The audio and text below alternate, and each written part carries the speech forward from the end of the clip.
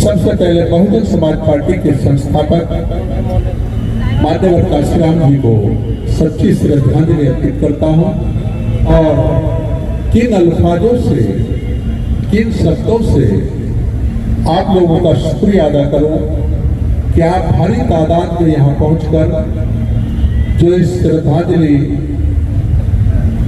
Programme को आप लोगों ने सफल बनाया, उसके लिए मैं अपनी तरफ से, अपने साथियों की तरफ से एक एक साथी का तहे दिल से शुक्रिया अदा करता हूं।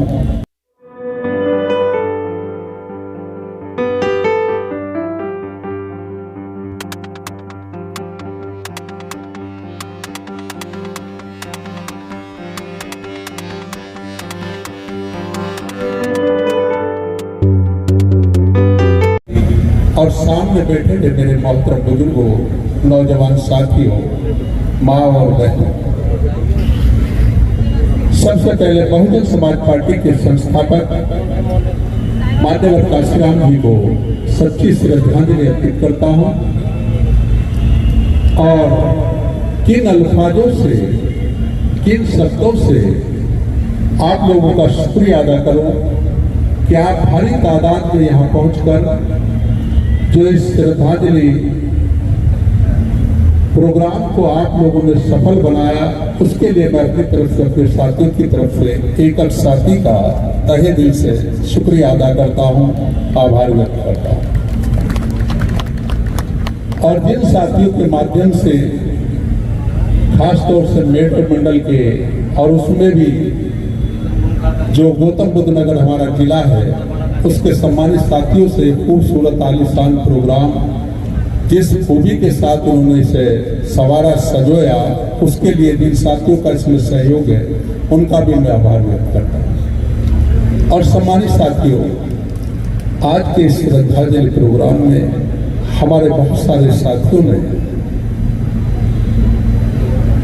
मान्यवर साहब के बारे में बहुत ही बारीकी से, डिटेल से हर चीज को रखा। अब मैं उन सारी बातों को आप लोगों के बीच में ना रखते हुए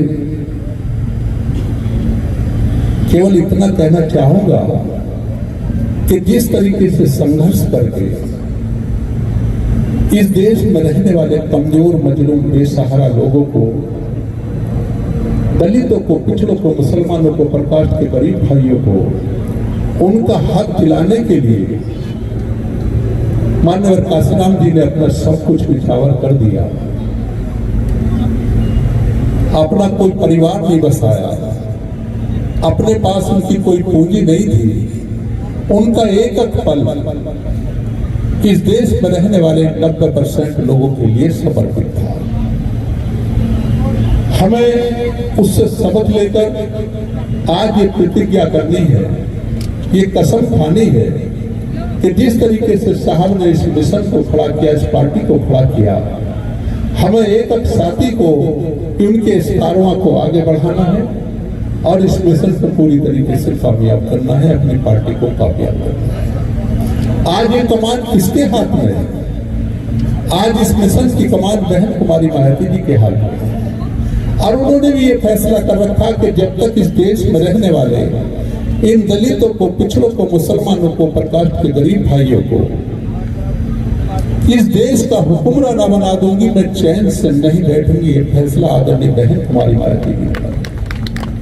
उन्होंने भी अपना कोई परिवार नहीं बसाया, उनके पास भी अपनी कोई पूंजी नहीं है, उनका भी एक पल इस मिशन के लिए समर्पित है। कभी भी कैसे भी मोड़ आया, उन्होंने इस मिशन के साथ कोई समझौता नहीं किया। अभी हमारे भाई शमसुद्दीन दाई साहब कह रहे थे, पहले कह रहे थे मंडल कमीशन के बारे में, उसमें भी अगर ये पिछड़े भाई, हमारे पिछड़े भाई जो आजकल भाजपा के नारे लगा रहे हैं, अगर इन्हें सम्मान दिलाने का काम किया है, मंडल कमीशन की रिपोर्ट लागू करने का काम किया है, तो मान्यवर काशीराम और बहन कुमारी मायावती जी का सबसे बड़ा योगदान है। क्योंकि जब हमारे 3 सांसद जीत कर आए थे, आदरणीय बहन जी बिजनौर से सांसद बनी थी, तो भारत जनता दल का दौर था, वीपी सिंह जी ने माननीय काशीराम जी को टेलीफोन किया और कहने लगे कि तुम्हारे 3 सांसद जीत कर आए हैं, आप अपने सांसदों का समर्थन हमें दे दो। तो साहब ने कहा कि हम सोचकर जवाब देंगे। उन्होंने कहा कि हम आपको एक केंद्रीय मंत्री और एक राज्य मंत्री देंगे केंद्र में, आप जिसे चाहे उसे बना लेना, और केंद्र में जो अगर आप मायावती जी को बनाना चाहते हैं तो जो मर्जी चाहे वो भाग ले लेना। तो साहब ने कहा मैं सोचकर जवाब दूंगा। आदरणीय बहन जी से मशवरा हुआ, तय हुआ कि हम सरकार को समर्थन देंगे, लेकिन हम कोई मंत्रालय नहीं देंगे। इसके बदले में हमें क्या चाहिए? इसके बदले में हमें 3 चीज चाहिए। नंबर 1, जो इस देश में रहने वाले कमजोर, मजलूम, बेसहारा लोगों की जिन्होंने आवाज उठाई, जिन्होंने इनको हक दिलाने का काम किया, और जिन्होंने इस देश का संविधान बनाया, बाबा साहब डॉक्टर भीमराव अम्बेडकर जी को भारत रत्न से नवाजना होगा। पहली हमारी शर्त ये होगी। दूसरी हमारी शर्त होगी कि जो हमारे पिछड़े समाज के भाई हैं, इनकी मंडल कमीशन की रिपोर्ट कूड़ेदान में पड़ी है। जब तुम्हारी सरकार बन जाए तो हमारी दूसरी शर्त को आपको मानना होगा, मंडल कमीशन की रिपोर्ट लागू करनी होगी। और तीसरी हमारी शर्त होगी कि आज भारतीय जनता पार्टी के नेता लाल कृष्ण आडवाणी मुसलमानों के बारे में उलट सुलट बात कर रहे हैं, रद्द लेकर निकले हैं। भारतीय जनता पार्टी का एजेंडा है कि बाबरी मस्जिद के एजेंडे को पास कराएंगे। हमारी तीसरी शर्त होगी अपने मुसलमान भाइयों के लिए कि कोई भी बाबरी मस्जिद का एजेंडा आपको अपनी सरकार में लागू नहीं करना होगा। ये 3 शर्त माननीय काशीराम जी ने वीपी सिंह जी के सामने रखी और कहा तुम्हारे मंत्रालय की जरूरत नहीं है हमें, हमारी ये 3 शर्त मान लो। और तीनों की तीनों शर्त वीपी सिंह जी ने मान ली और तीनों पर अमल हुआ। मेरे भाइयों, मेरे दोस्तों, चाहती तो बहन इस देश की गृह मंत्री बन सकती थी, लेकिन उनकी बहुत बड़ी कुर्बानी है। इस देश में रहने वाले चाहे दलित है, चाहे पिछड़े हैं, चाहे बाबा साहब के मानने वाले हैं, उनके लिए अपने कुर्बानी देने का काम बहन कुमारी बाई की। और आप 2003 की बात करते हैं, जब बहुजन समाज पार्टी की सरकार थी, भारतीय जनता पार्टी के सहयोग से सरकार चल रही थी, तो बहुत अच्छी सरकार चल रही थी। भारतीय जनता पार्टी के लोग पहुंचे बहन जी के पास, कहने लगे बहन जी हम चाहते हैं कि आप हमेशा हमेशा उत्तर प्रदेश की मुख्यमंत्री बनी रहो और हम तुम्हारी सरकार से बहुत खुश हैं, लेकिन तुम्हें हमारी एक शर्त माननी होगी। पार्लियामेंट का चुनाव है, आपको देश के अंदर हमारी पार्टी को सपोर्ट करना होगा। आदरणीय बहन जी ने कहा कि यह संभव नहीं है, क्योंकि हमारी पार्टी के साथ साथ एक मिशन है। आप ये सोचो कि मैं उत्तर प्रदेश की कुर्सी की खातिर अपने इस मिशन को आपके यहाँ गिरवी रख दूं, ऐसा हरगिज नहीं होगा, ये किसी भी हालत में नहीं होगा। तो भारतीय जनता पार्टी के लोगों ने कहा कि हम तुम्हारी सरकार से समर्थन वापस ले लेंगे। बहन जी ने कहा ठीक है, मुझे सोचने का वक्त हो। सोचना कुछ नहीं, आदरणीय बहन जी जो कहती है वो करके दिखाती हैं। उन्होंने सोच लिया कि मैं अपने मिशन के आगे कोई समझौता नहीं करूंगी, मेरे लिए उत्तर प्रदेश की कुर्सी कुछ नहीं है। और अगले दिन गई सुबह को उत्तर प्रदेश की कुर्सी से इस्तीफा देगी।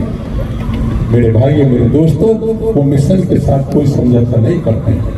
और कैसे हालात बने, भारतीय जनता पार्टी की केंद्र में सरकार और समाजवादी पार्टी से मिलकर हमारे बहुत सारे विधायक तोड़ लिए और समाजवादी पार्टी की सरकार बनवा दी। जो केस खत्म हो गए थे कानपुर जैसे, उन्हें दोबारा से खुलवा दिया गया। संगीन अपराधों में मुकदमे कायम किए गए। सीबीआई और ईडी के छापे बहन जी के आवासों पर डरवा दिए गए। कैसे हालात थे, कैसी परिस्थिति थी, और ऐसे हालात में मान्यवर साहब को यानी मान्यवर काशीराम जी को ब्रेन हेमरेज हो गया। कैसी परिस्थिति थी, कैसे हालात थे। हमारे विधायकों को तोड़ लिया गया, सीबीआई के छापे पड़ रहे, अनगिनत केस दर्ज हो रहे हैं, और उधर साहब को ब्रेन हेमरेज हो गया। लेकिन आदरणीय बहन जी ने हार नहीं मानी। लड़ती रही, बराबर संघर्ष करती रही। भारतीय जनता पार्टी के लोग फिर पहुंचे और कहने लगे कि बहन जी अब वक्त है, हमारी बात मान लो, दोबारा से आपको मुख्यमंत्री बना देंगे, कोई सीबीआई के छापे नहीं पड़ेंगे, सारे केस वापिस ले लेंगे, आप हमारी बात मान लो। आदरणीय बहन जी ने कहा मुख्यमंत्री की बात करते हो, अगर इस देश की कुर्सी में मेरे सामने दोगे, आप मुझे दोगे, मुझे उस कुर्सी को, मैं उस कुर्सी को किसी भी हालत अपने मिशन की खातिर कबूल नहीं कर सकती। मेरे लिए मिशन पहले है, जो महापुरुषों के खून से सींचा हुआ पौधा, मैं उसके साथ कोई समझौता नहीं कर सकती। और कान खोल कर सुन लो भाजपा के लोगों, आप कितने भी छापे डलवाओ, कितने भी मुकदमे कायम करो, जब तक मेरे जिस्म के अंदर एक खून बूंद की है, मैं इस मिशन को सींचती रहूंगी, कभी भी इसके साथ कोई समझौता नहीं। मेरे भाई, मेरे दोस्तों, बहुत सारी बात है, कभी उन्होंने किसी भी आगे मिशन से कोई समझौता नहीं किया। आज बहुत सारे लोग हमारे सामने कहते हैं, अभी कई लोगों ने जिक्र भी किया गठबंधन के बारे में। आज मैं आप लोगों से पूछना चाहता हूं कि हमने 1993 में गठबंधन किया समाजवादी पार्टी से। समाजवादी पार्टी को हमारा वोट गया, समाजवादी पार्टी का वोट हमें नहीं मिला, और उसका नतीजा ये निकला हमारे विधायक कम जीते, समाजवादी पार्टी के ज्यादा जीते, समाजवादी पार्टी की सरकार बनी। हमें उस गठबंधन से कोई फायदा नहीं हुआ। 1996 में हमने गठबंधन किया कांग्रेस से, कांग्रेस का वोट हमें एक नहीं मिला, हमारा वोट कांग्रेस को गया, और उसका नतीजा ये निकला कांग्रेस के भारी तादाद में विधायक जीते और हमारे ज्यादा विधायक जीते, लेकिन हमारा वोट परसेंटेज कम हुआ, हमें उसका नुकसान हुआ। और अब 2019 में गठबंधन हुआ। किस किस का गठबंधन हुआ? समाजवादी पार्टी का, बहुजन समाज पार्टी का, राष्ट्रीय लोकदल का। और जिस दिन गठबंधन का ऐलान हुआ, सब लोग ये कहते थे कि गठबंधन 70 सीट जीतेगा, और ये हकीकत है। अगर तीनों पार्टियों के समाज के वोट एक साथ जुट के पड़ जाते, जो जो अपने ठेकेदार थे, तो 70 सीट जीतते, इससे कम नहीं जीतते। लेकिन नतीजा क्या निकला? समाजवादी पार्टी का वोट, जो उनका बड़ा पर्सनल वोट था, सारे का सारा भाजपा को चला गया। राष्ट्रीय लोकदल का जो वोट था अपना, जिसे पर्सनल वोट गिनते थे, वो सारे का सारा भाजपा को चला गया। अब इसका रिकॉर्ड देख लो कि कैसे चला गया। 3 सीट राष्ट्रीय लोकदल को मिली। कौन कौन सी सीट मिली? मुजफ्फरनगर, बागपत और मथुरा। तीनों कौन लड़े थे? चौधरी अजीत सिंह, चौधरी जैन सिंह और वीरेंद्र सिंह। तीनों दिग्गज थे उस पार्टी के। तो जाट समाज से थे, सारे का सारा वोट भाजपा को चला गया। दोनों के दोनों पटक नहीं खाएंगे। उनके पास कौन सा वोट बचा? उनके पास मुसलमानों को वोट बचा, दलितों का वोट बचा, इसके अलावा कोई वोट नहीं बचा। ये रिकॉर्ड में उठा कर देखिए। उधर समाजवादी पार्टी का वोट चला गया, और ये वो सीट थी जहां 40% जाट समाज का वोट था। उधर समाजवादी पार्टी का वोट भाजपा को चला गया। फिरोजाबाद से कौन लड़ रहा था? अक्षय यादव। बदायूं से कौन लड़ रहा था? धर्मेंद्र यादव। कन्नौज से कौन लड़ रहा था? डिम्पल यादव। ये वो सीट थी जहां 40% यादव वोट है। अब तीनों के तीनों पटकनी खाएंगे, उनका वोट तो सारा भाजपा को चला गया। जब उनके नेताओं का वोट उन्हें नहीं मिला, तो बाकी लोगों को कहां से यादव समाज का वोट मिलता? सारे का सारा भाजपा को चला गया, तीनों पटकनी खा। और कौन सी 15 सीट जीते? ये रिकॉर्ड है तुम्हारे सामने। कौन सी 15 सीट जीते? जहां 50% से ज्यादा मुस्लिम और दलित है। चाहे सहारनपुर हो, चाहे नगीना हो, चाहे बिजनौर हो, चाहे अमरोहा हो, चाहे संभल हो, चाहे मुरादाबाद हो, चाहे रामपुर हो, चाहे अम्बेडकर नगर हो, चाहे श्रावस्ती हो, चाहे घोसी हो, चाहे आजमगढ़, चाहे घोसी हो, चाहे जौनपुर हो, चाहे गाजीपुर हो, चाहे लालगंज हो, और चाहे आजमगढ़ हो। ये सारी की सारी वो सीट है जहां 50% मुस्लिम और दलित है। अगर आजमगढ़ में 50% मुस्लिम दलित नहीं होता, तो अखिलेश यादव भी हमसे हार पाते।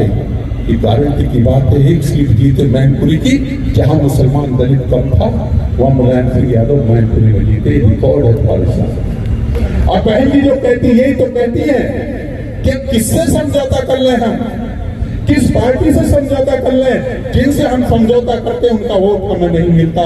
इसलिए आप इस चक्कर में मत पड़ो, पार्टियों के चक्कर में मत पड़ो, समाजों के चक्कर में पड़ो।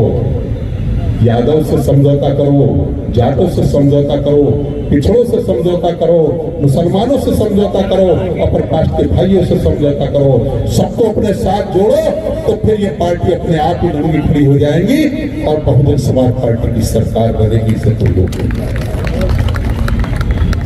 इसलिए मेरे भाइयों, मेरे दोस्तों, और इंतजार करो वक्त। आज आप देख रहे होंगे दो गठबंधन बने, एक एनडीए और एक इंडिया, और दोनों के हाथ किसकी तरफ होंगे? बहन जी की तरफ। दोनों ये चाहते हैं कि हमारे साथ शामिल हो जाओ, हमारे साथ शामिल हो जाओ, और बहन जी कहती हैं कि मैं हर समाज के साथ समझौता करूंगी और ऐसे हालात पैदा कर दूंगी। क्यों कहते हैं ये? क्योंकि सबसे ताकतवर अगर कोई इस देश के अंदर पार्टी है तो बहुजन समाज पार्टी है। अगर सबसे कोई ताकतवर नेता है तो बहन कुमारी मायावती जी है। ये क्यों कहते हैं? क्योंकि ये जानते हैं जिस को बहन जी का इशारा हो गया, दूसरी पार्टी इस देश से खत्म हो जाएगी। ये सारी बात जानते हैं और बहन जी भी अच्छी तरीके से जानती हैं कि हमें वक्त का फायदा उठाना है।